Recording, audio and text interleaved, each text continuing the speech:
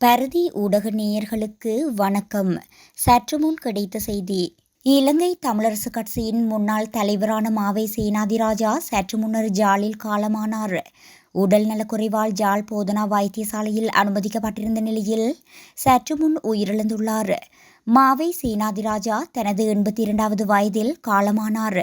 இவரது மரணம் தொடர்பில் உறுதிப்படுத்துவதற்காக தொடர்பு கொண்டபோது அவரது குடும்ப உறுப்பினர்கள் இந்த தகவலை உறுதிப்படுத்தியுள்ளனர்.